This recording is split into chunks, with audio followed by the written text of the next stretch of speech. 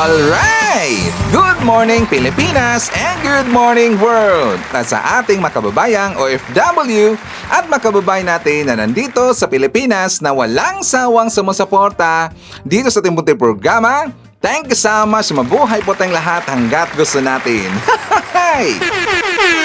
Well, anyways, tuloy-tuloy po tayo sa tigbabalita dito ng mga tamang balita at sagutin ang maling information na ipapakalat ng mga fake news pillars, ng mga anti-Marcos, lalong-lalo na doon galing sa mga DDS na mga saltik makabayan.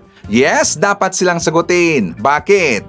Kasi pag-aayan sila na lagi pong naninira araw-araw kay BBM at sa Marcos Administration sa katagal na makabayan, akala mga paninira, maging totoo yan sa mata ng ibang tao. So dapat silang sagutin kasi ang bagong Pilipinas, bawal po ang mga sinungaling. At siyempre, kasama niyo pa rin si Sir Ivan, ang pinakabulol na vlogger sa balat ng YouTube, pero bibigay sa inyo ng mga totoo at mga preskong balita na kinukuha natin sa taga-bahay na social media. So magandang buhay sa ating lahat mga kabayan and a happy Friday sa ating lahat.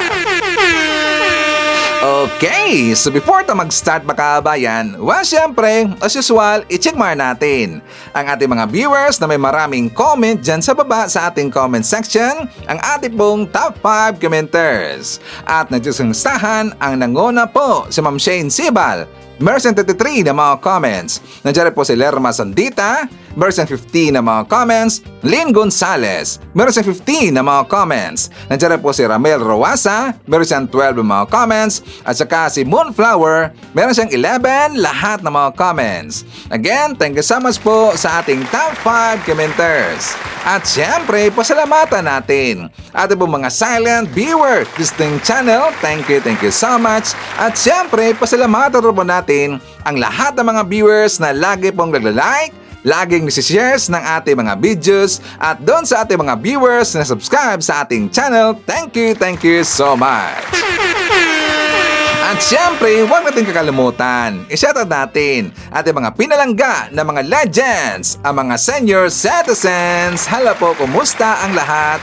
At syempre, i-greet natin ng happy birthday ang lahat ng mga viewers na nag-birthday ngayong araw. Happy birthday! Okay, so kumusta ang lahat mga kabayan? How are you today? Well, ang dami po nating pag-uusapan ngayong araw makabayan. Asan pa ho doon sa ginawa ni Binoy ni Senator Robin Padilla makabayan, which is nandun po sa dahig na kung saan mukha yatang sinto-sinto. Talaga pong nabash itong si Robin makabayan kasi meron siyang ginawa doon sa dahig. At saka nakita natin na para talagang siya yung super alalay talaga kay Digong makabayan. Nakatawa talaga eh. At saka dahil po doon sa ginawa po ni Robin Padilla makabayan, meron pong nailabas na statement itong si Senator na ngayon, Erwin Tulfo, na kung saan itong si Robin Padilla malulusaw talaga sa hiya makabayan. Pati rin po yung mga non-performing senator na kalyado po nitong mga Duterte na nandyan sa Senado makabayan. Talaga pong mapapahiya. And also pag-usapan po natin yung nangyari kahapon na kung saan, di ba, nagkaroon po dito ng courtesy resignation sa mga kabinete ni PBBM. At saka lahat po ng mga kabinete ni PBBM, sila po ay nag-resign makabayan. Ngayon, dahil po sa nangyari kahapon sa pag-resign po ng mga kabinete ni PBBM, umatake ang mga DDS. Kasi nakita sila makabayan, alam mo natin ang mga DDS, hindi kasi nila yan naintindihan at ay po lang intindihin makabayan. Nakita sila dito na pwede lang gagamitin paninira kay PBBM. Kasi according sa mga makabayan, according sa isang gonggong na vlogger, wala na daw sa hulog si PBBM. Sabi pa niya makabayan, wala daw sa mga kabinete ni PBBM ang problema, kundi si PBBM daw ang problema. Kaya pinaparesign nila itong si PBBM. Di ba magunggong talaga?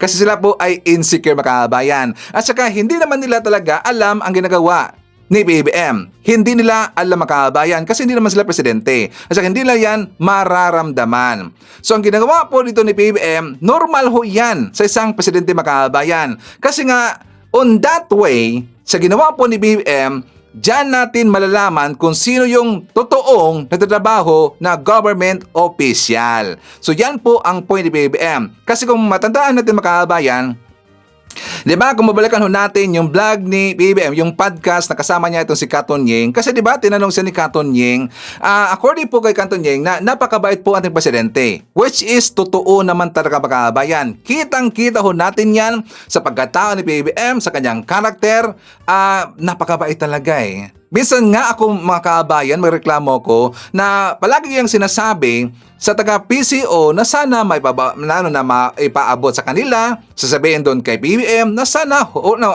anong tawag sa Tagalog ito? Yung anong sinturon mga kabayan, parang medyo ihugot-hugot na. Yung ganun po na statement, sana higpitan na rin po yung sinturon ni PBM. Kasi nga, iniisi-isi sila dito sa mga tao o doon po sa mga nakapalibot sa kanya mga kababayan na meron pong ginagawang korupsyon, na meron pong ginagawang kalokohan mga kababayan. Diba? Tinanong nga siya ni Katon Ying, sabi niya na, Mr. President, what do you prefer? Na ikaw ba ay yung kinatatakutan or ikaw ba ay narespeto? So what do you prefer? So sabi niya mga kababayan, sa ngayon, kasi nga nakita na po ni BBM na hindi talaga maganda yung nangyari sa gobyerno natin. 'Di ba? Napakabait po natin presidente, inamin niya mga kababayan, inamin niya ang kanyang pagkakamali. Kasi nga kahit anong isipin natin, lahat ng problema sa gobyerno natin, 'di ba? Unang-una may kita yan ng taong bayan, isisisi nila sa presidente. Hindi po doon sa kabinete mga kababayan. Di ba napansin ba natin yan? Ganyan talaga po yung culture ng mga Pilipino na bakit naman nila sisihin si PBM meron pong naka-assign dyan na kabinete mga kababayan. Pero ganun talaga ang mga Pilipino kapag merong mali na nangyari o nagawa ang gobyerno natin, isisisi kaagad doon sa presidente. So tama po ang sinabi ni BBM, gusto niya na ngayon siya po ay narespeto at the same time kinatatakutan na rin po mga kababayan. So yan na po ang mangyari. Nakaroon dito ng courtesy resignation kasi titingnan niya kung sino yung mga government officials na walang kwenta, walang ginagawa, nagpalaki na po sa lang tiyan mga kababayan at saka non-performing government official. So kung sino yung matino, sino yung matatrabaho, siyempre maratain po sa kanyang posisyon mga kababayan. Yung taong tutuluyan talaga na ipaparisan mga kababayan, so yun po ang walang kwenta. 'Di ba? So tama po yung sinasabi po ng ating mga mababatas, mga senador, sa congressman, kasi nga full support sila dito sa ginawa ni BBM.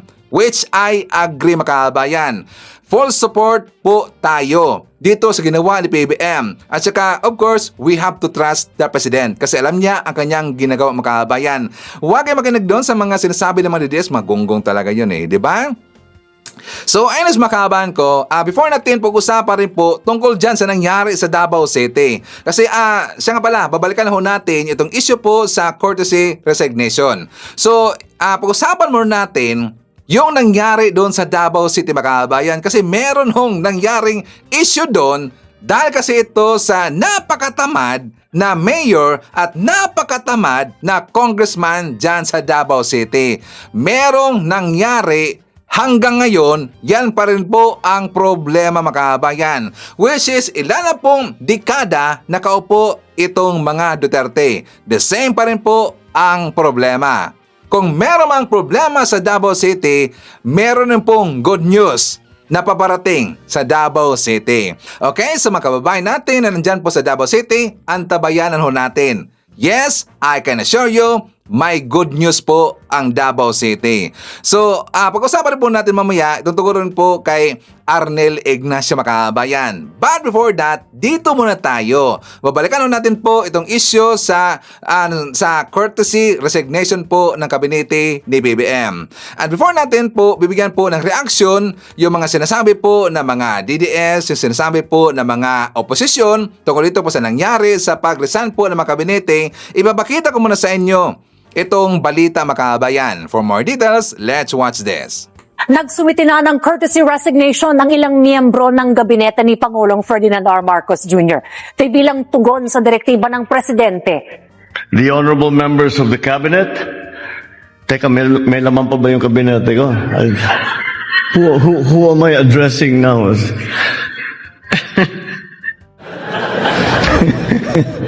We are in flux.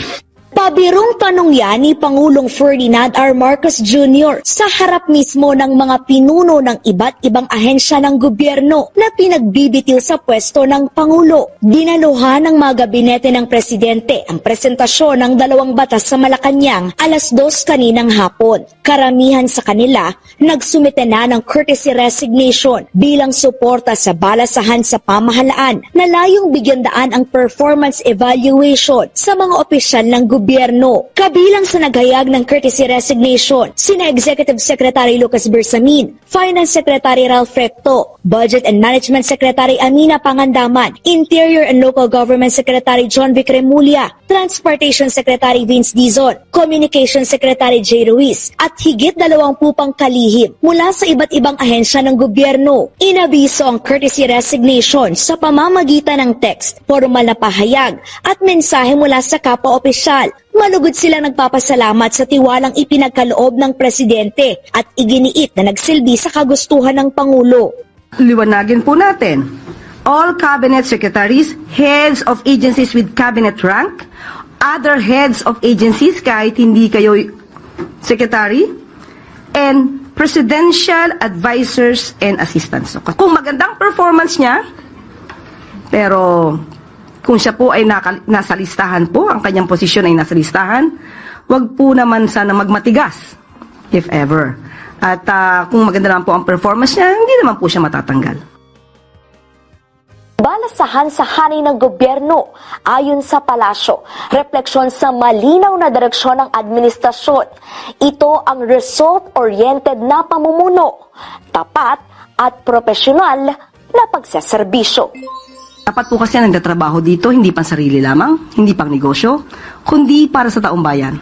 Sinuportahan ng mga senador ang hakbang ni Pangulong Ferdinand R. Marcos Jr. na hinga ng courtesy resignation ang kanyang kabinete para bigyang daan ang cabinet revamp. Iba't ibang reaksyon mula sa mga senador at senator-elect ang tumambad matapos ang panawagan ni Pangulong Ferdinand R. Marcos Jr. sa kanyang mga cabinet secretary na maghain ng courtesy resignation. Ayon kay Senate President Francis Chis Escudero, magandang simulain ang ginawa ng presidente. Hindi raw kaya ng Pangulo na mag-implementa mag-isa ng mga programa ng gobyerno kaya kailangan nito na mapagkakatiwala ang katuwang na matino. Pero sa payo ni Escudero, tila may patama ito sa ilang mapagsamantala na kakampi ng Pangulo. Para kay Senate President Pro Tempore Jinggoy Estrada, walang mali sa ginawang hakbang ng presidente, lalo na kung ikagaganda naman ito ng serbisyo ng gobyerno. Para naman kay Senator Nancy Binay, nasa Pangulo raw talaga ang desisyon hinggil sa kanyang mga gabinete. Pero sana raw,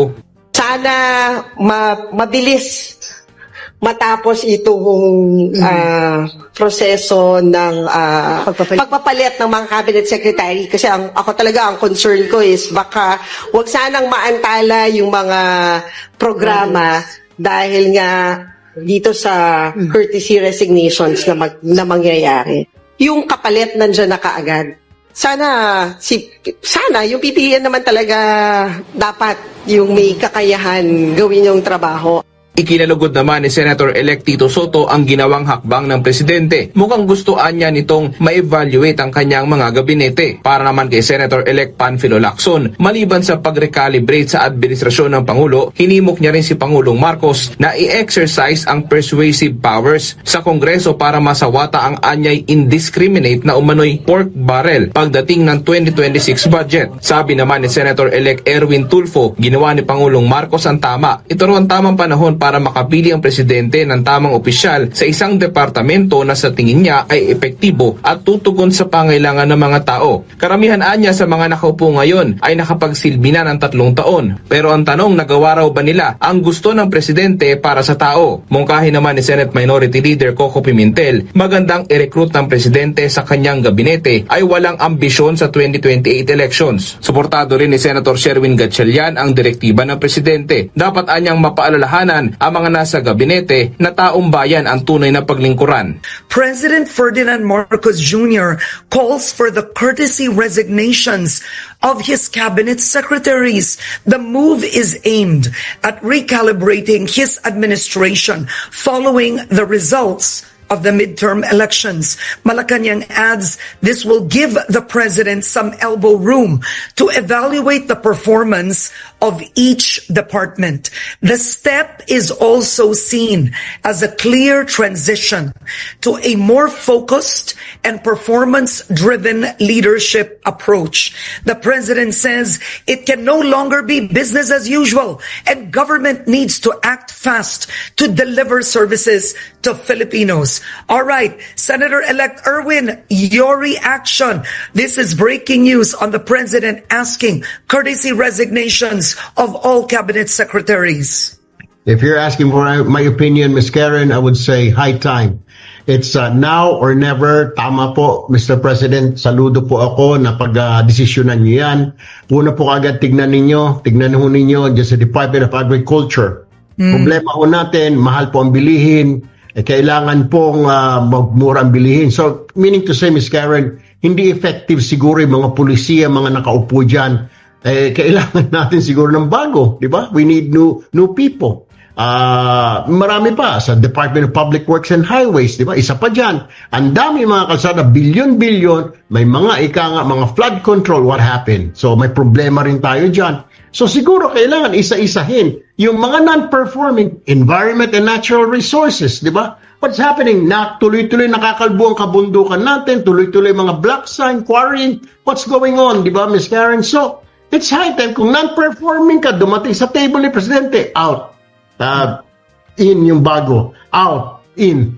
Matutuwa siguro ang tao. That's what the people are saying, are waiting. And tama yung Pangulo doon sa kanyang vlog na sinasabi niya, it's not business as usual, kailangan siguro may pagkukulang. Biro mo, the President admitted, may pagkukulang nga ako. And then he was saying na, siguro masyado ako mabait. So ngayon, nakikita na natin na tama na pagiging mabait. So, I will support that. Tama po yun, Mr. President, na pag-resignin mo yan, yung mga walang ginawa, yung mga inutil dyan, sibakin nyo po, lagay ninyo ng bago naman. Kasi tama na po, 3 years, non-performing sila, wala pong nagawa. O ngayon mga DDS, naintindihan nyo na. So, ang ginawa ni PBBM, walang mali ho dyan. Normal talaga yan. So, ang ginawa ng hakbang po, nagpaparisan po sa mga kabinete niya para ma-evaluate niya kung ito ba mga tao na to, ito mga government officials na to, ay trabaho or hindi.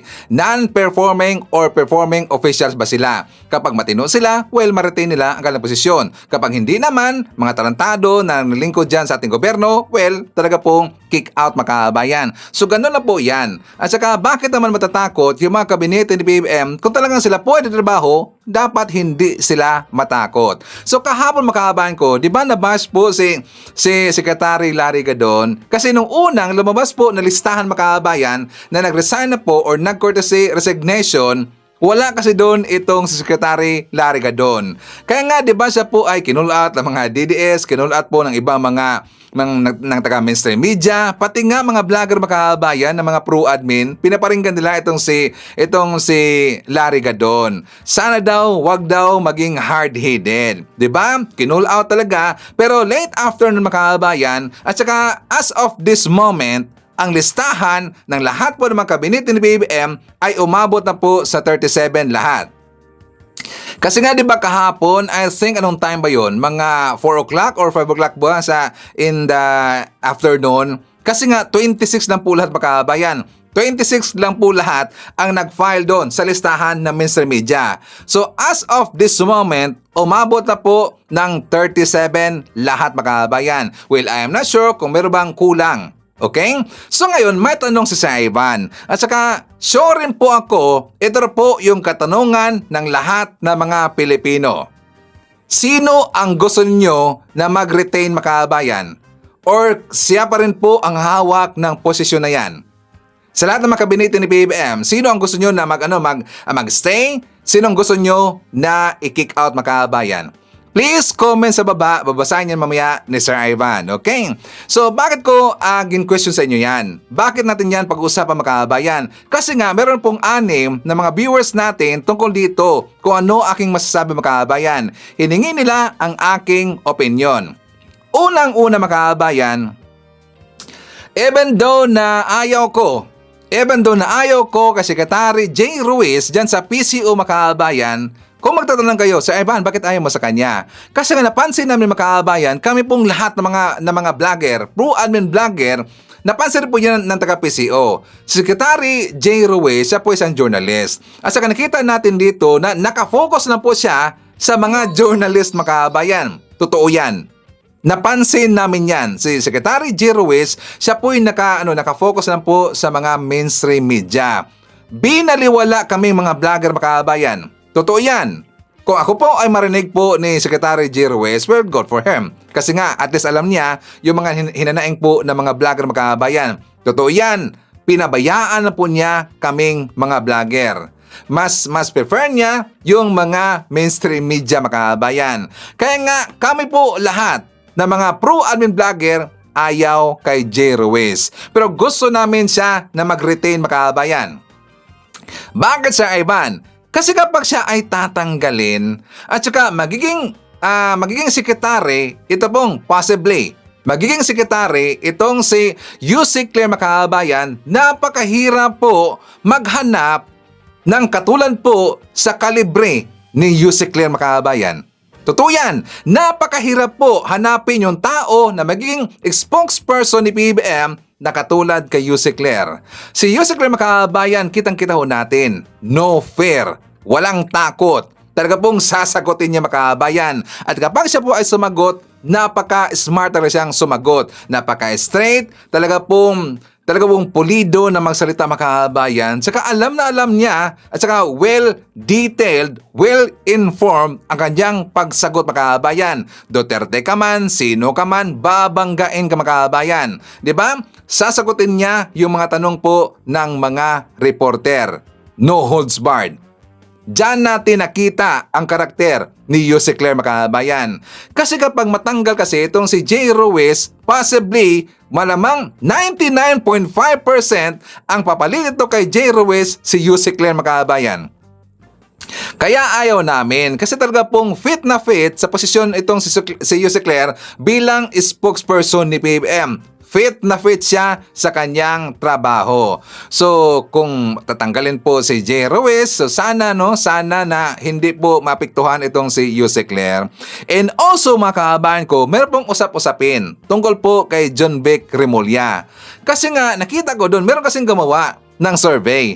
Meron pong nag-usap-usap po ng mga vlogger makabayan and also yung mga netizens tungkol dito kay John Vic Remulla, yung mga netizens po ng mga Marcos supporter, either Pinklawan, mga Dilawan, mga pro-admin supporter, or mga vlogger. Nag-usap po sila tungkol dito kay John Vic Remulla. Si John Vic Remulla kasi makabayan, ito real talk ha, may pagka-matabil kasi yung baba niya. 'Di ba? Yung medyo may pagkamadaldal makabayan, tsaka minsan yung kanyang pagkamadaldal hindi niya iniisip. Nakita na ho natin 'yan doon po sa hearing doon kay Senator Amy Marcos makabayan. 'Di ba muntikan silang mapahamak doon dahil po kay John Vic kasi nga salita siya ng salita. Nakita po doon si Senator Amy Marcos na sinabi ni John Vic Remulla na pwedeng magamit sa buong team makabayan ng mga kabinete ni PBBM. Nandun po sa hearing ni Senator Amy Marcos, 'di ba? Doon kasi yun galing kay John Vic. Kaya minsan na yung ganyan na mga government officials, sana mag-ingat rin po. Kasi nga ang bababash dito, ang atakihin dito si PBBM. Totoo naman talaga yan eh. Kahit mali po ng isang sekretary, ang atakihin dito si PBBM, 'di ba? Kaya yun po medyo off kami doon kay John Vic. Sana ang ipalit dito kay John Vic makabayan itong si former Senator Trillanes. Kasi yan po ang usapin ngayon. Yan po ang kumakalat ngayon makabayan na mga usap-usapin. At saka itatanong natin dito, agree ba tayo or okay ba sa inyo makabayan na gagawin po or i-appoint po ni BBM bilang DILG Secretary itong si former Senator Trillanes? Please comment sa baba, babasahin niyo mamaya ni Sir Ivan makabayan. Okay, so okay ba sa inyo na kukunin or i-appoint ni BBM bilang DILG Secretary itong si Trillanes? And also, dyan po sa listahan makabayan, actually, yung iba hindi ko kilala. Hindi ko kilala makabayan. Pero doon po si PBBM lang po yung hintayin natin dito kung ano ang kanyang desisyon. Kasi siya po yung nakita ito mga kababayan. Kasi hindi po lahat dyan kilala ni Sir Ivan. Yung iba kilala natin. Pero kita ho natin na sila po nagtatrabaho. For example, si Gibo Chidoro, di ba? Sila po Secretary Larry Gadon, nagtrabaho sila mga kababayan. Sila si Riz Gatchalian, sila si Vince Dizon. Si Vince Dizon, nakita ho natin talaga. 'Di ba? Kitang-kita ho natin 'yan. I'm not sure kay DOJ Secretary makahabayan, kay Crispin Remulla. Hindi ako sure. Mga 50-50, parang ganon. So hindi natin alam. But it's up to PBBM. And also si Cho Laurel, okay siya makahabayan. Si Francisco Cho Laurel ng Agriculture. At saka siyempre dyan po sa DOT, sa tourism, ito pong si Frasco. Okay naman sila makabayan. So, hintayin lang po natin yung decision po ni PBBM. Anyway, mabilis lang po niya makabayan. Kasi meron pong binuo na team, si PBBM, na mag-check po at saka mag-evaluate sa kanilang performance dito po sa mga kabinete. Kasi nga diba sinabi po ni PBBM, dapat yan po ay bilisan. Dapat talaga po ay bibilisan makabayan. So, probably na sila po mag-overtime dito. Kasi nga, i-check nyo po na almost 40 lahat ang mga kabinete ni PBBM. So, dapat talaga double time yung makabayan para hindi po matingga yung trabaho dyan sa ahensya natin. Okay? So, hintayin lang po natin ang desisyon ni PBBM. Probably mga day or day after tomorrow, meron na pong desisyon yan makabayan. So, ngayon, pag-usapan muna natin. Ito pong sitwasyon ngayon, administrator po siya ng OWA. Ito pong anong tawag niyo makabayan? Si Kaunan. Yung si Kaunan, sila po ngayon yung nag-replace ni Arnel Ignacio. Kilala ba natin si Patricia Ibon Kaunan makabayan? So, dapat lang po kilalanin. Sa ating mga kababayan po ng mga OFW, dapat kilalanin niyo po yung OWA administrator ngayon. Siya po si Patricia Ibon Kaunan. Siya po yung nagpalit or pumalit doon kay Arnel Ignacio makabayan. At siyempre, manawagan tayo kay Patricia Kaunan. Dapat siya po ay magpapasikat. Dapat siya po ay yung makikita natin na trabaho talaga. Ay, hindi ikaw po ay magpapaipal, okay lang ho yan. Ikaw po ay magpapasikat, okay ho yan. Agree dyan si Ivan. Walang problema yan, walang problema sa amin as long as ikaw po ay performing na government official. Magpaipal ka man, magpasikat ka man dyan, at saka sisikat yung pangalan mo, sasabog ang pangalan mo, okay sa amin yan. Ang ibig sabihin, nagtrabaho ka. At saka hindi sayang ang tax namin na ibinayad sa'yo or gipansweldo sa'yo. Okay yan? Okay ba? Administrator Patricia Ibon Kaunan. So ngayon, makahaban ko, slide tayo. Kasi nga, sinabi ng mga DDS, ito daw si Patricia Kaunan, hindi pa daw uminit ang kanyang puwet makahabayan, di ba nagtender siya ng resignation.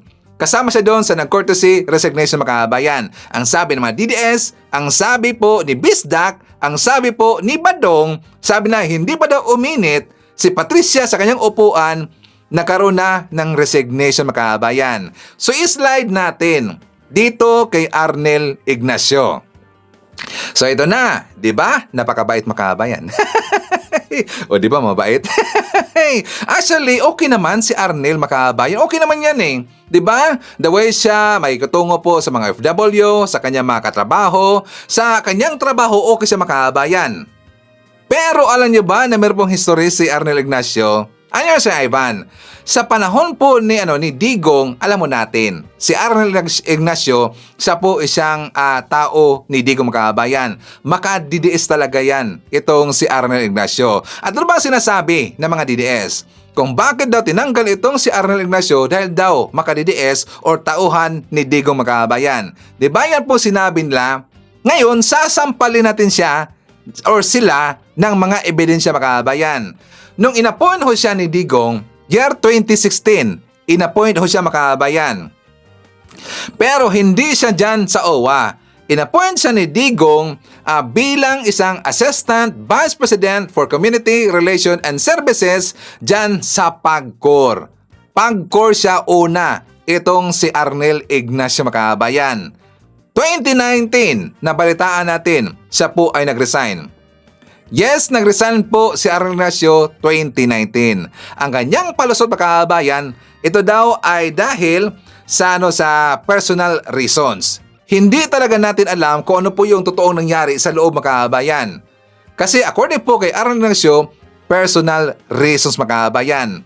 Nag-resign siya, pero according po sa ibang mga DDS, kasi nga siyempre sumuporta pa tayo noon sa doon po kay mga Duterte, mga kabayan, kasi nga siyempre siya po ay presidente. So suportado natin siya noon. Isa rin po sa nabudol si Sir Ivan. So according po sa mga lumalabas noon ng mga balita-balita, mga kabayan, meron nang ginawang kalokohan itong si Arnel Ignacio daw, pero hindi galing yan sa mismong palasyo sa panahon po ni Digong, galing po sa mga vlogger, mga kabayan. Pero siyempre kasi noon parang pinagtakpan lang kasi yan, kasi nga DDS ho itong si Arnel, di ba?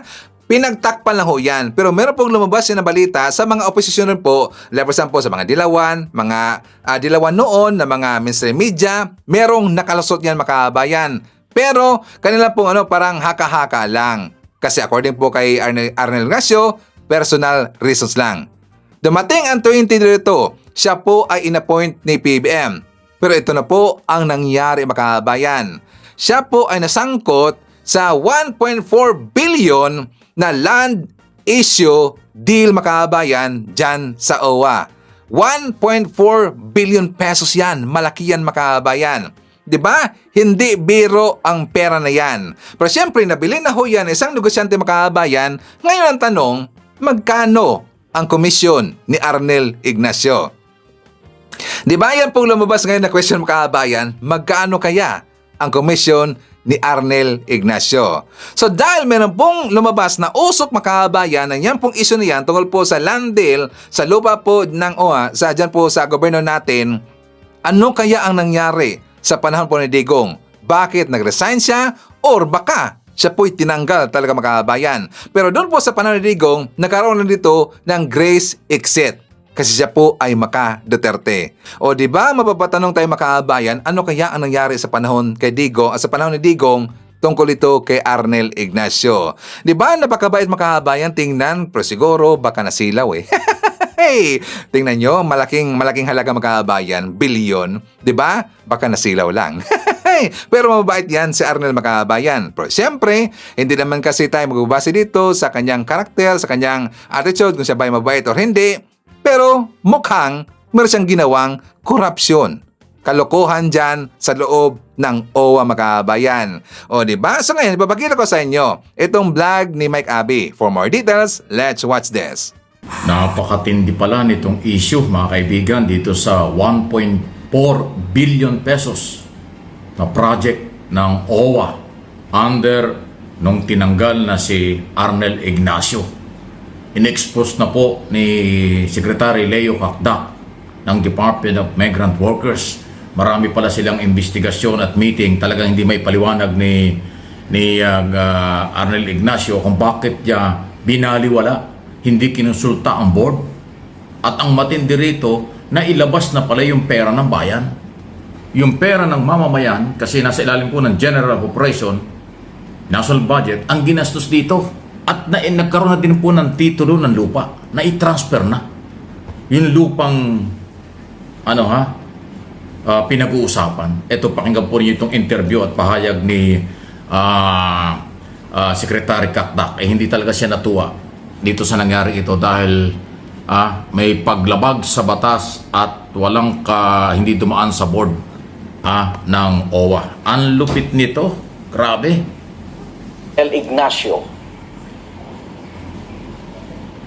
Well, higit kumulang nakapag-apat na pagpupulong tayo sa OWA Board of Trustees patungkol dito sa transaksyon na ito, at nakapag-ulat na rin ako sa ating Pangulo at alam natin na ay removal from office, hindi resignation, at alam natin na may mga patuloy pa kaming pagkakakalap ng mga detalye para magsampa ng kaukulang kaso sa tamang ahensya o sa ngayon ng gobyerno. So, yan ang sinasagawa ngayon, at ang alam natin ay ay merong walang pagsagawa ng impormasyon, pagbibigay impormasyon at paghahanap ng approval o otoridad mula sa OWA Board of Trustees nitong land acquisition deal na ito na 1.4 billion pesos. Opo. Konting detalye lang po, ano ho ba itong lupang ito, saan at para saan ang plano ng OWA? Pansarili ho ba ito ni Ignacio? Ito ay plano niya para sa isang tinatawag na halfway house o accommodation sana sa mga OFWs bunsod nung nangyaring pandemya kung saan maraming umuwi na OFW. Pero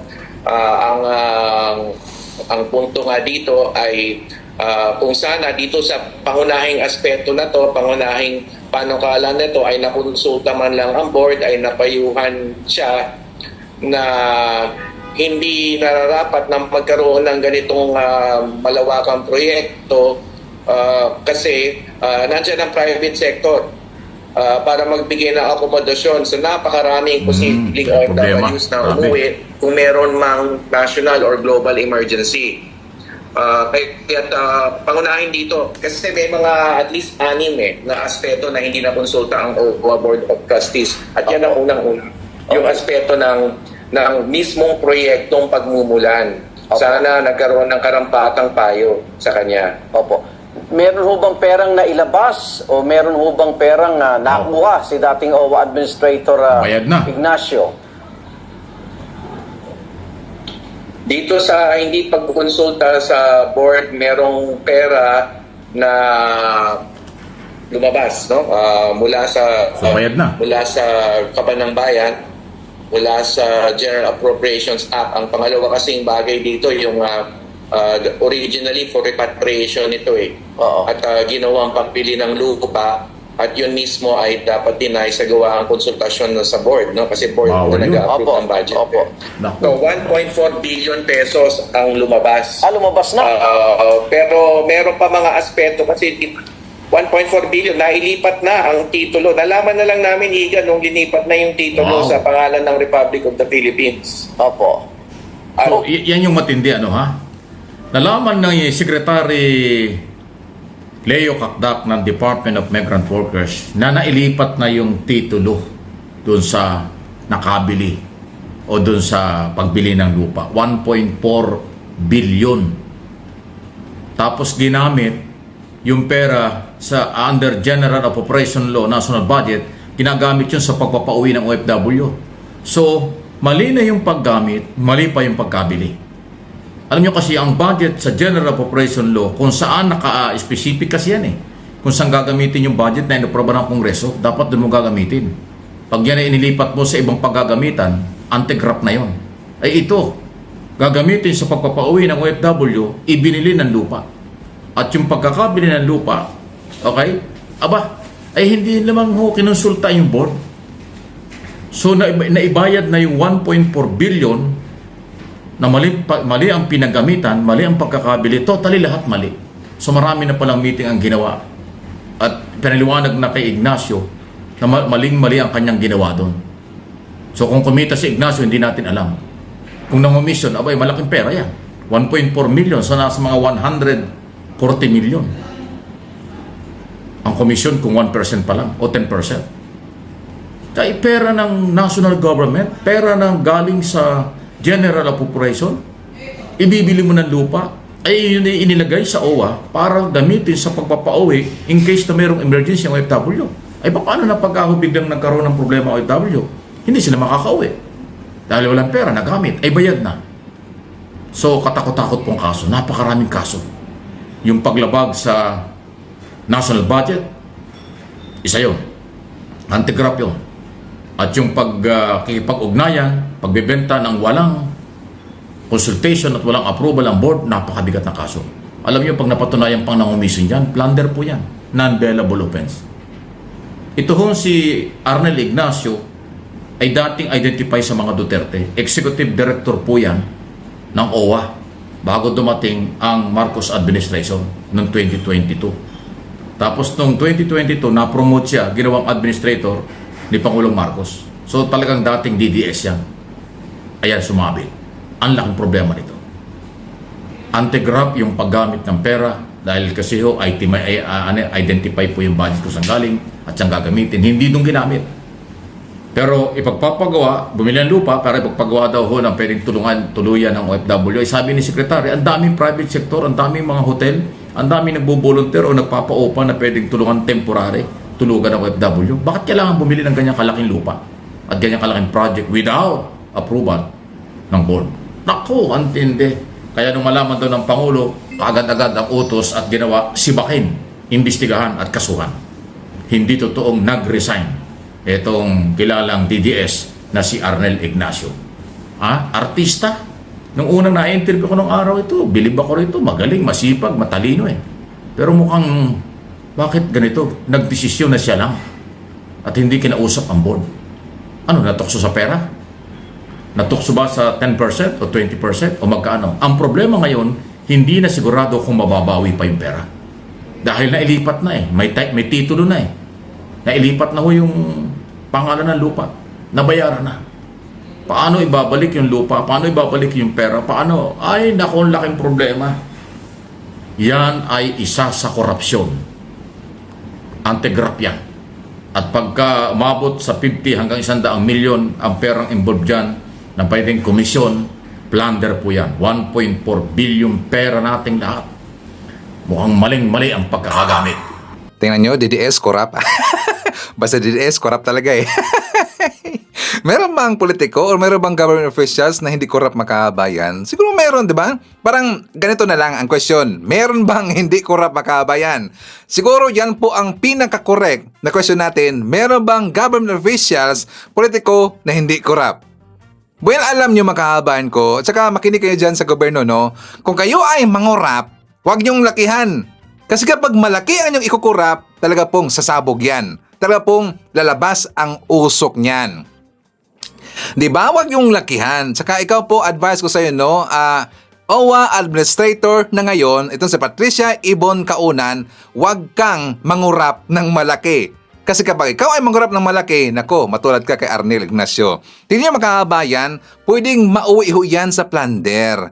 Kasi nga, well, ayaw kong pangunahan na itong investigation na ginagawa dito ngayon kay Arnel Ignacio. Pero mukha yata naging salesman makabayan. 'Di ba? Parang naging salesman po ang dating dito ni Arnel Ignacio. Kasi nga, parang hindi kasi ito dumaan doon po sa OWA, sa natawag doon makabayan sa administration ng OWA. Parang siya lang ho dito, nagsulo-sulo dito na i-deal yung lupa makabayan. So para siya naging salesman dito. Alam mo natin yung mga salesman, siyempre meron ho tayong mga komisyon kasi dating salesman ho si Ivan. So hindi po nakalam, ako po'y dating salesman dyan sa Cebu City, sa Mandaue.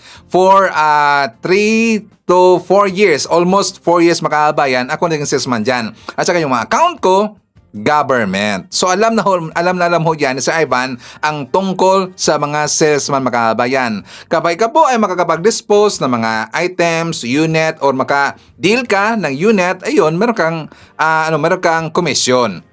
Pag dito po sasapin tungkol kay Ignacio, 1.4 billion pesos, napakalaki niya makabayan. So kapag ang agreement doon sa nakabili, at dito sa salesman, baka 10%, 20%, napakalaki makabayan. Siguro mga 140 million and almost 200 million. So, pwedeng mapasok niyan sa plunder.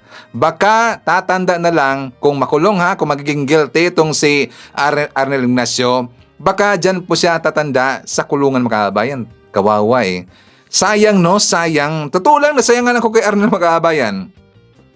Okay naman tao na yan, okay naman siya mabait yan tsaka nagtatrabaho makabayan, so baka siguro nasilaw lang sa pera makabayan. So anyways, before na mag-jump po sa next topic, mamaya pag-usapan natin ang tungkol sa Davao City. Kung meron mang issue sa Davao City, meron pong good news sa Davao City makabayan. So shout out natin, nandyan po si Samway Vlog. Hi to Monflower, Beth Hariolni, nandiyan po si Len Sudo, Trening Lozano, Melissa Cadion from Riyadh, nandiyan po si Nelia Collins, Benedicto Acosta, Jen Medina, Adeluisa Taha from Riyadh, nandiyan po si Tita Dones, hello Tita May Dones, nandiyan po si Rosalina Dumawal, Bisi Lisa Panton, hi to Felma Cabato, Jane Rabara from UK, nandiyan po si M.E. I-shoutout natin si Derek Erwina Argelias at Derek William Mayo. Hi to Sir Jaime Garcia. Of course, i-shoutout natin, nandyan po si Slogo Rigor. Si Slogo makakabayan, siya po yung isang broadcaster sa PhilAm Community, radio broadcaster, and also sa newspaper publisher. Siya po ay publisher po sa newspaper dyan sa Seattle, Washington. Ang pangalan po ng newspaper, PhilAm Bulletin, at saka sa kanyang radio station, PhilAm Radio Makabayan. Okay? So anyways, makabayan ko, pag-usapan natin tungkol po sa Davao City. Kasi sa Davao Makabayan, meron pong nangyari. Summer na summer, wala pong bagyo, umulan lang po ng konti Makabayan, bakit binabaha kaagad? Diba? Tanungin natin po yung taga Davao City, di ba totoo yan? Merong part dyan sa Davao City Makabayan na kahit kukunti lang po ang ulan, talaga pong babahain yan. Nag-ingay ba ang mga DDS na saan ang flood control? Kahit isa Makabayan na DDS, meron bang naghanap sa flood control? Di ba wala? At kapag hindi maniniwala, itong mga DDS, siyempre gonggong to siyempre kalyado na Makabayan, pagtatakpan nila yan. Pero hindi nila yan mapagtatakpan, bakit? Nag-viral sa Facebook Makabayan. Unang-una, ito pong nangyari dyan sa daanan. Tabang sniper para naanod na.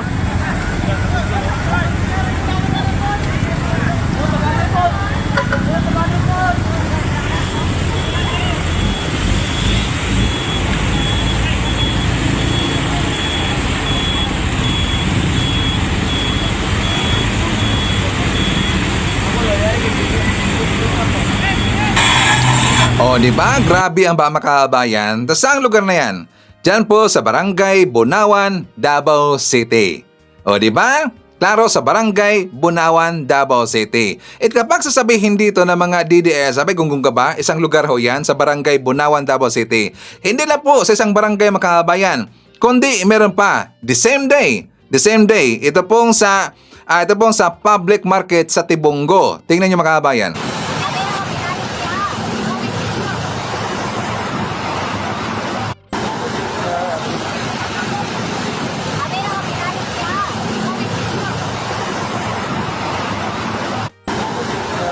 O, tingnan nyo, walang bagyo Makabayan, summer na summer. Bakit ganun po ang baha dyan? At meron pa, baka sasabihin ng mga DDS, ilang lugar ho yan, 2 lugar na. Ito rin po Makabayan. Ngayon, mismong taga Davao City na. Mismong taga Davao City, ito na po ang sinabi, siya po ay hindi maka-DDS. Siya po ay isang Marcos supporter Makabayan. Ito pong si Tess Campo Olieta. Tingnan nyo nangyari, sabi niya, ilang dekada na ba? Sabi niya, ilang dekada na ba ang Duterte sa Davao? Konting ulan, baha agad. Davao City has the biggest confidential funds of all cities with 2.6 billion pesos in the Lustas time or Lustay time. Pulong has scandalous 51 billion pesos budget. Saan napunta? Ito kasi mga DDS, ayaw lang manawagan doon sa mga Duterte. Pero buti na lang, marami rin po mga Marcos dyan sa Davao City Makabayan. Kasi nga kawawa ang mga taga Davao. Tingnan nyo, puro lang ang... Siyempre, marami kasi mga Duterte dyan Makabayan, so no choice po yung iba. So marami pong nagre-reklamo dyan, bakit puro lang Duterte? Ilang dekada na po yung Duterte na upo dyan sa Davao City. Bakit ganyan pa rin po ang sitwasyon sa baha sa Davao City, na saan na ang 51 billion pesos na para sa flood control budget. Flood control budget ho yun. 51 billion pesos, saan kayang bulsa na ilagay yung Makabayan? Tanungin natin itong si Pulong. Diba? Tanungin natin si Pulong Makabayan. Tamad yan Diba? Hindi nga ito nagre-report dyan sa Kongreso kung meron bang mga hearing Makabayan. Diba? Palaging absent ho yan. Palaging absent dyan sa kongreso natin. Tapos dapat siya po ay tatanungin, dapat siya po ay imbestigahan Makabayan. Kasi kawawa ang taga Davao City. Ang iba dyan, mga DDS, Duterte pa more. Hey! O diba? Sana pinalitan nyo na yung mga Duterte. Dapat mga Nograles na naman. Kasi dapat dapat testingan ninyo yung mga Nograles kung paano sila magtrabaho, mga kababayan. Diyan nyo makukompare Duterte versus Nograles. Ang problema kasi Duterte pa rin po yung naupo, mga kababayan. At saka mas worse kasi nga ang mayor, nananalong mayor, nandun po sa dahig, mga kababayan. So matatawag ba natin siyang OFW? Itong si Digo, mga kababayan, matatawag ba natin siya na OFW? Kasi nga nandun siya sa dahig. Siya ngayon ay mayor na ng Davao City kasi siya po ay nanalo, mga kababayan. So baka siya po ay magiging OFW, work from the Hague. Pero hindi bagay, mga kababayan, na tawaging OFW. Anong itatawag natin sa kanya, Sir Ivan? Isang overseas Filipino prisoner. Hey, OFW. Hindi W. OFP ba yun? Hey, overseas Filipino prisoner. Hey, ngayon, merong good news, mga kababayan. Mga kababayan natin, nandyan po sa Davao City, may paparating po na good news. Ano yan? Ito ang ating balita. Inaabangan na ng mga taga Davao City ang pagbibenta sa kanilang lugar ng benteng bigas. Meron na program. Nananatiling stable ang presyo ng bigas dito sa Bangkerahan Public Market sa Davao City. Nananatiling pinakamurang bigas ang tonner na mabibili ngayon sa 38 pesos per kilo. Samantala, ang banay-banay, 40 pesos. V160, 42 pesos. Jasmine, 43 pesos. Kuwako Yellow, 44 pesos at King na 45 pesos ang kilo. Sa kabila ng nasabing presyo ng bigas ngayon, ay hirap at hindi pa rin nagkakasya sa budget ng konsumanting si Nena Rosa Sihaila. Lalo na at ang kita ng pamamasada ng TriCab ng kanyang asawa ang kanilang inaasahan. Araw-araw itong bumibili ng bigas na pinagkakasya nito sa isang araw sa 5 miyembro ng kanilang pamilya. Kaya naman si Nena ay umaasa makakaabot na dito ang 20 pesos na bigas. Okay na, tag 20 kay madako pa sa to ang gamay raman tag-income. Papo dyan, brato dyan na bugas. Maliban kay Nena, laking tulong din umano kay Edeliza Escario na miyembro ng Pantawid Pamilyang Pilipino Program o 4Ps kung makakabili rin ito ng murang bigas. Maayo kayo, ma'am, kay para barato na ang kilo sa bugas, magkapalit na mi. O tag isa ka sako. Murang bigas rin ang nais sanang mabili ng 4Ps member na si Mary Grace Sige na may 6 na anak at sweldo sa pagkukonstruction lang din ng kanyang asawa ang kanilang inaasahan. Sa ngayon nga ay sumasideline na ito ng pagbebenta ng saging para makatulong sa gastusin. Okay kayo. Nga naman mo. Kay makaluag-luag kuan tatipid. Ang 20 pesos per kilo na bigas sa ilalim ng benteng bigas meron na program ay naaayon sa layunin ng kasalukuyang administrasyon na food security, mabilis at murang pagkain. O ano, sino ngayon ang mapapahiya, mga kababayan? O diba, DDS? 20 pesos per kilo na bigas is coming to Davao City. O diba? Maraming ang natuwa, mga kababayan. Tapos tingnan nyo, tarantado itong mga DDS kasi sinisiraan na, mga kababayan, itong bigas, di ba? Pagkain baboy daw, pagkain hayop. Tapos tingnan nyo, sinabi noon, nung kahapon po na pinag-usapan natin, itong si Cardema, mga kababayan, ng DDS Youth Party List, di ba? Mahal daw yung bigas na sa kanila doon. 38 pesos, mga kababayan. Tapos ano kaya ang kalidad, quality ng bigas sa 20 pesos daw? Pambubudol daw, mga kababayan. Diba sabi niya, pambubudol lang daw. Ngayon, papasok na yung 20 pesos per kilo na bigas dyan sa Davao City. Maraming natuwa, mga kababayan. Diba? Dapat nga sila na matuwa ang mga DDS kasi marami po mga kababayan natin dyan sa Davao City makakabenepisyo dito sa murang bigas. Tsaka maganda yung quality, mga kababayan. Talaga pong pangkain ng tao. O, diba?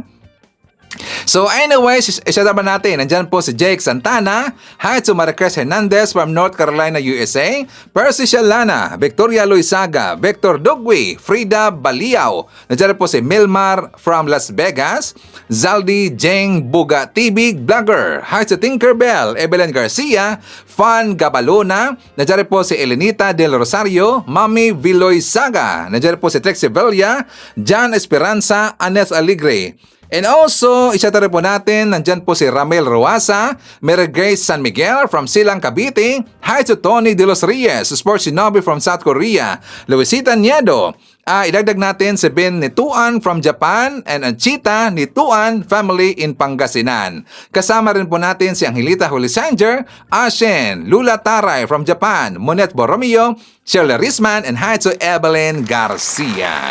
Okay.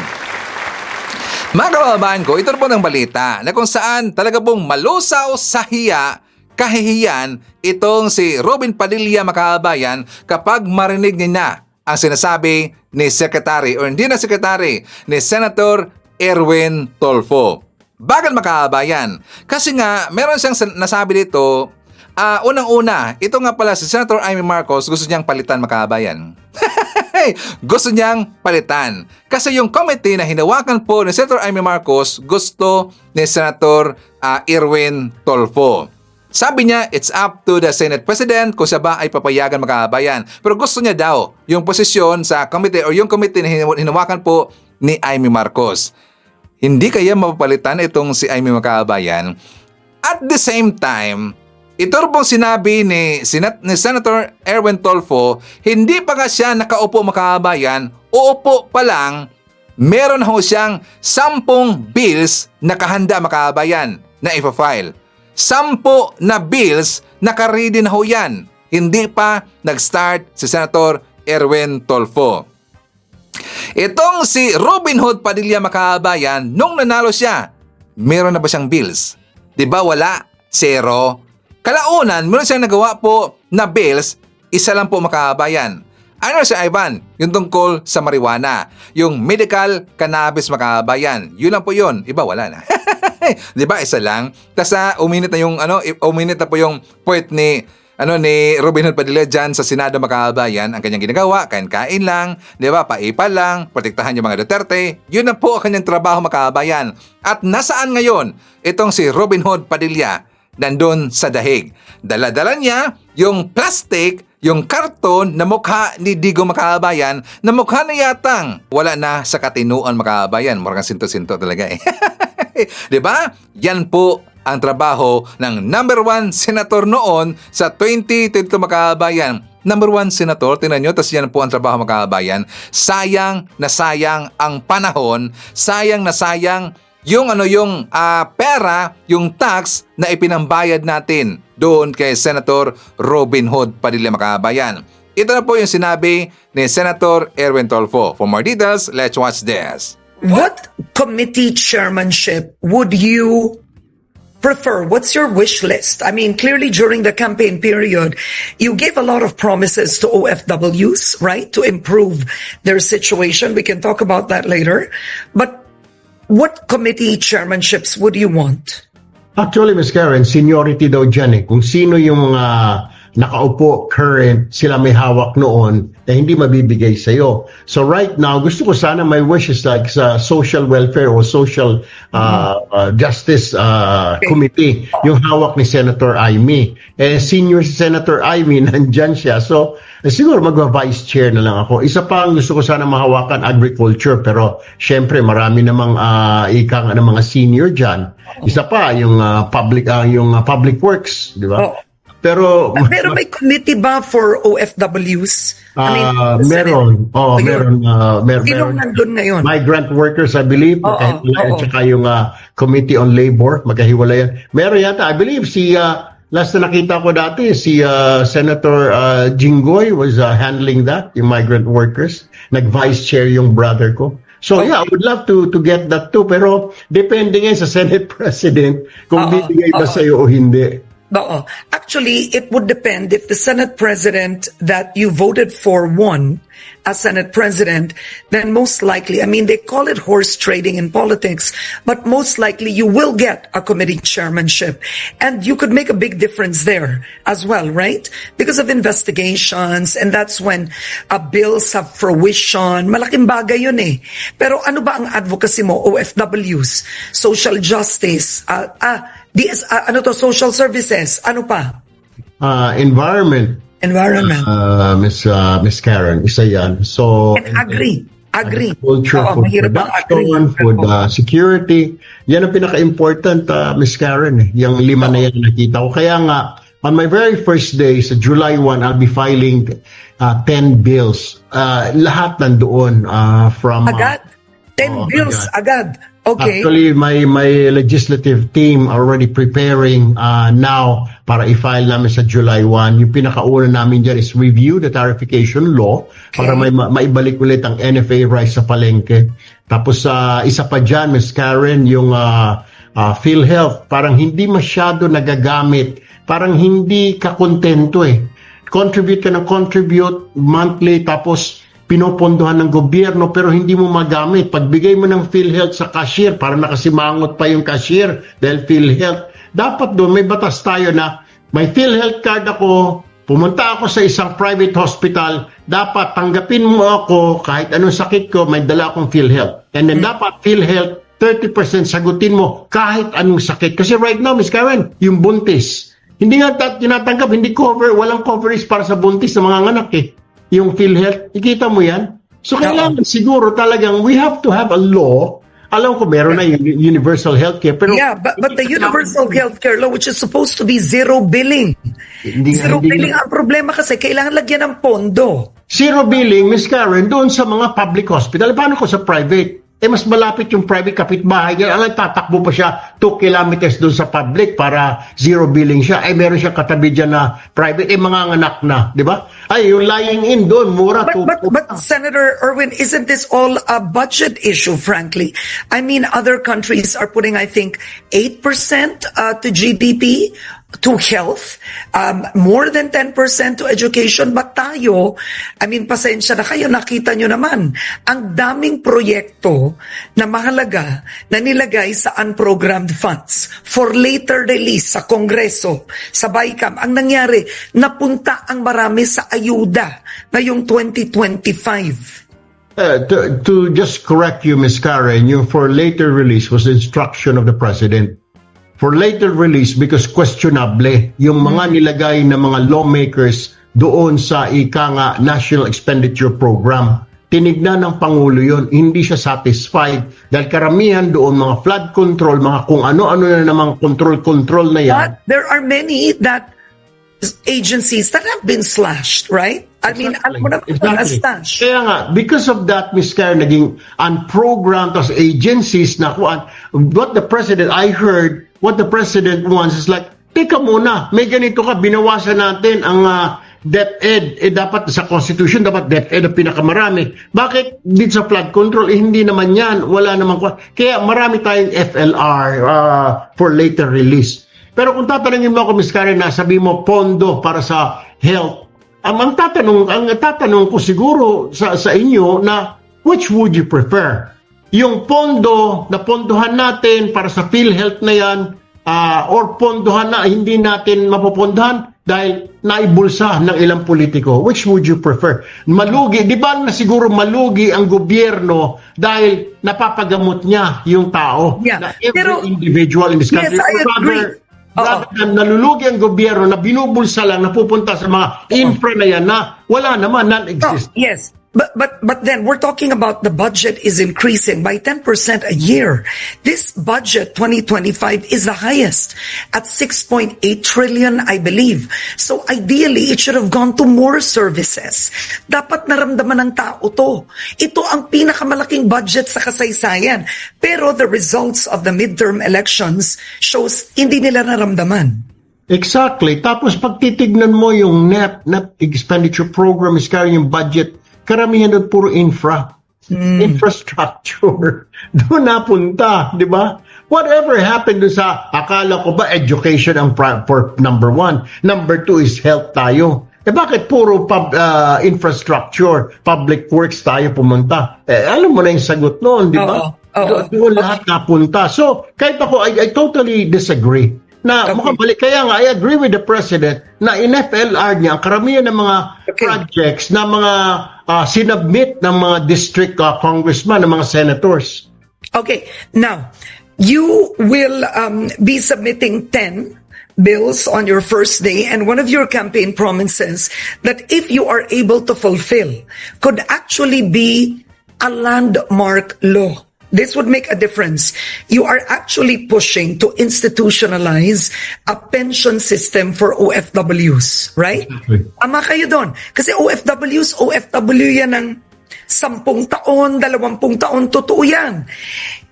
That you said would be separate from the SSS. So yung OFWs may sarili siyang pension fund. How would you do it? Because pag ganon, there has to be a system involved na yung OFW maghuhulog buwan-buwan. Exactly. Okay. Kasi Ms. Karen, experience namin dito sa Action Center namin sa Quezon City, matatanda na. Tapos sabi ko, nag-OFW ho kayo, di ba? Oo, kasi pinaaral ko yung anak ko eh. Kaso hindi nakatapos, nag-asawa ka agad. Inuna ko ho yung tirahan namin. Kaya ngayon, naghihingi ng AX dito sa opisina. Yun, ayuda. Pinapadala namin sa DSWD dahil walang pampagamot. That is the problem. Pero kung aside sa Social Security, meron siya nakukut-kut, meron siya kahit papano na natatanggap na 10,000 o 15,000. Depende sa kanyang contribution. Happy tayo. Maglalagay ang gobyerno, magko-contribute ka rin. Depende sa kapatid din. Yeah, actually, Senator-elect Erwin, that would be a good law. That is life-changing. Game changer. Exactly, Ms. Karen, kasi karamihan, hindi naman lahat ng OFW natin mga engineer. Hindi naman lahat kapitan ng barko. Karamihan sa mga OFW natin, kahit na seaman, pag sinabing seaman, able-bodied seaman, yung taga-tiktik ng kalaman, taga-pintura, karamihan domestic helper. Walang naiipon yan, Ms. Karen, dahil yung kanya, pag okay na siya, pag nakapagpatayo siya ng bahay, pero yung future niya, pag retire niya, hindi naisip. Dahil ang iniisip ng mga yan, lalo na yung mga maliliit ang sweldo, yung anak ko, mapag-graduate ko, mabilhan ko ng bahay yung aking pamilya. Tapos. But when they retired, they have none. Total, may SSS. Jesus Maria, ang SSS 5,000, sapat lang para makabili ng maintenance. Every day, Ms. Karen, dito sa office ko, people are lining up, karamihan dyan, OFWs, asking for help. Sabi ko, doon po, bibigyan namin kayo ng referral sa DSWD. Okay, now here's a bit, this is harder, is you actually are pushing, and please answer this just very shortly, because I have so many other questions. During the campaign, 50% health coverage of hospital bills for OFWs and their families. I mean, it sounds great in the campaign trail, Senator-elect Erwin, but that's a lot of money. Malaki ang pera nun. Eh kung ngayon nga ang nagko-contribute sa PhilHealth, dismayado pa, eh ano pa saan mo kukunin ang 50% health coverage? Budget allocation, Ms. Karen, proper budgeting sa House and then sa Senate. I believe we may mga dapat ito yung mga unahin natin. We call them heroes, Ms. Karen. Pero anong benepisyo na nakuha nila? Wala eh. Walang retirement. Sa health, bahala ka na dyan. Sapat na yung PhilHealth. Bigyan naman natin sila na we call them heroes ng konting ibang klaseng benepisyo. They bring in billions of pesos. Institutional. Institutional. Medyo, we separate them because sila yung bumubuhay sa atin, di ba? Alagaan naman natin. That's what I'm saying. So doon tayo sa budget allocation. Maanong magbawas siguro tayo dito sa mga infra natin. Bawas tayo yung mga flood control. Dahil wala naman tayo nakikita, di ba? Yung iba pang mga projects natin sa mga national irrigation, bawas tayo doon, di ba? Ilagay natin dito. It's just a matter of budgeting, Ms. Karen. Ang dami natin nakita, ilang senador, ilang congressman ang dumaan dyan sa Senate. Are we improving? Yung tanong ko eh. Ilang pangulo na ang dumaan? Ilang promises? We've heard so many promises every election. Are we moving? Are we going somewhere? Are we moving forward? Yung mga opposition, tira ng tira, nung sila nakaupo, may nagawa ba? Yung sabi, magagaling, umupo, may nagawa ba? Wala eh. The problem here, Ms. Karen, is walang political will. If you run in office, dapat you're ready, bit mo lahat. So what does Erwin Tulfo want to be known for? I want to be known, Ms. Karen, as champion of the people. Okay. Listening.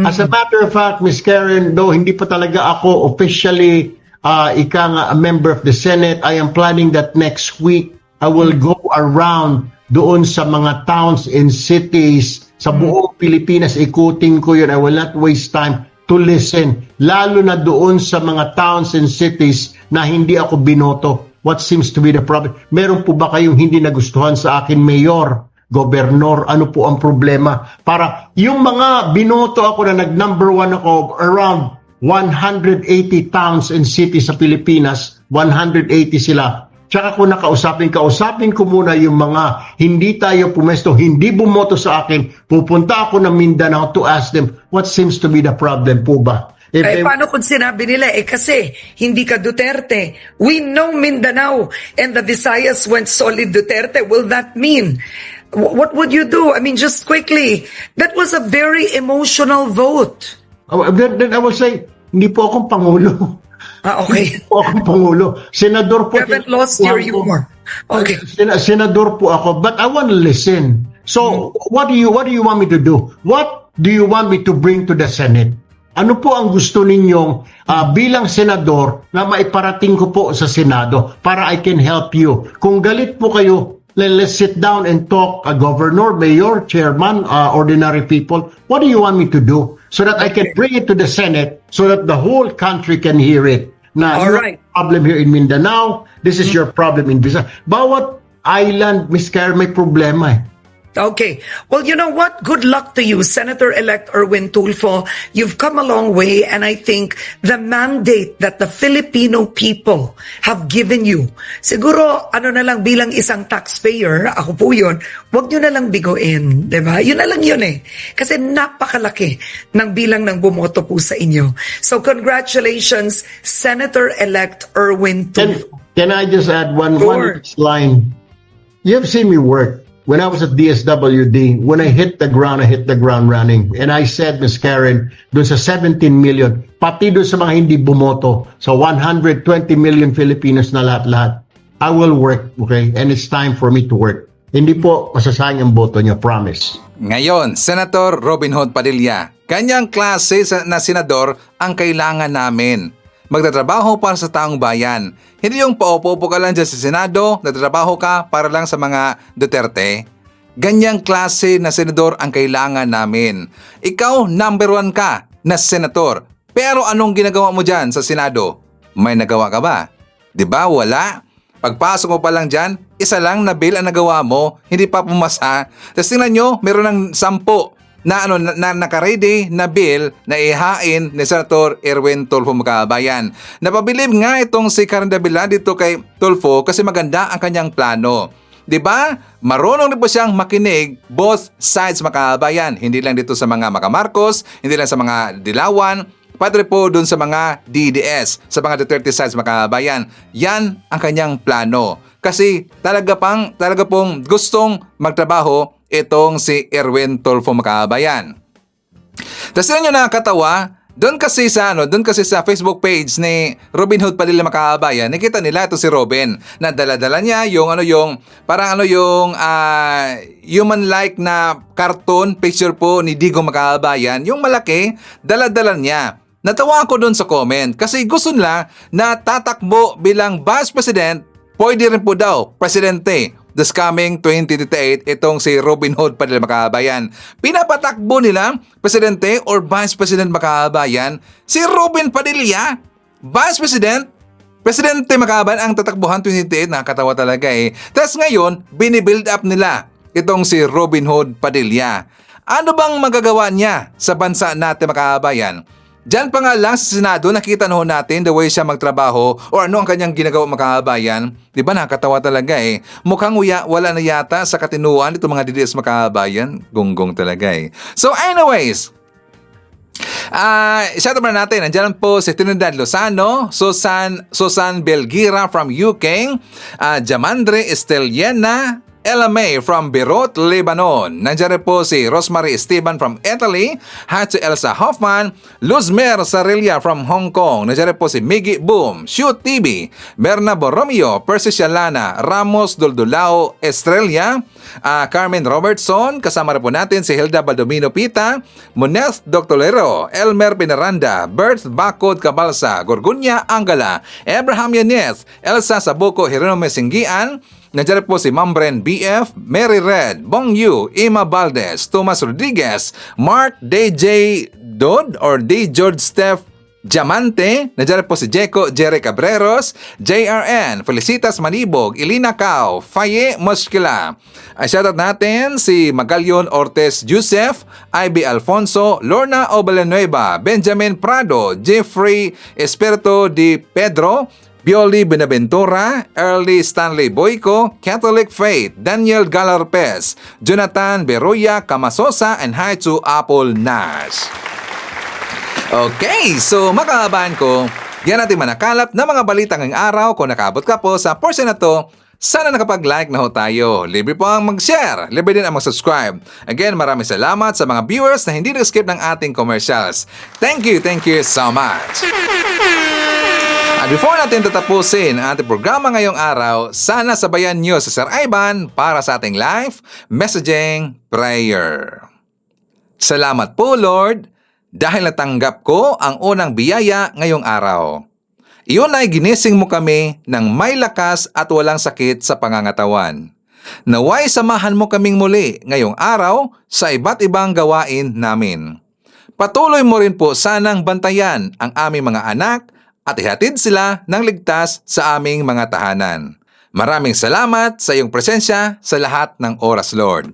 Idinalangin ko ito sa pangalan natin Panginoong Jesucristo. Amen. So maraming salamat mga kababayan, and I hope to see you again on my next video.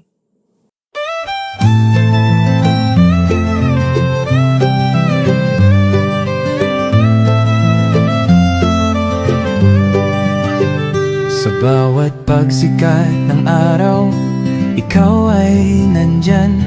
Tinig mong matatag, sa amin ay gabay. Pag-asa ng bayan, pangakong totoo. BBM, isa kang totoong tao. Sa mahirap at api, ika'y sumusuporta. Tapat mong paglilingkod, lahat kami nakakita sa iyong pamumuno. Bayan ay umaangat, bagong Pilipinas, pangarap ay tapat. Ikaw ang aming BBM, Pangulong matapat. Sa puso ng masa, inaangat ating watawat. Sa hirap at ginhawa, ika'y kasama.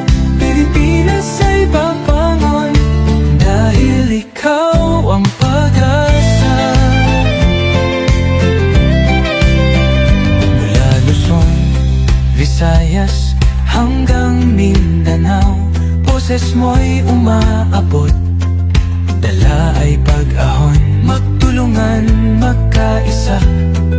Sabi mo sa lahat, para sa bayan, ikaw ang aming alamat. Ang pangarap mong bansa, taas noo masagana. Manggagawa't magsasaka, binigyang halaga. Serbisyong totoo, hindi pagpapanggap. Ang puso ng bayan, ikaw ang hinahanap. Ikaw ang aming BBM, Pangulong matapat. Sa puso ng masa, inaangat ating watawat. Sa hirap at ginhawa, ika'y kasama. Pilipinas ay babangon, dahil ikaw ang pag-asa.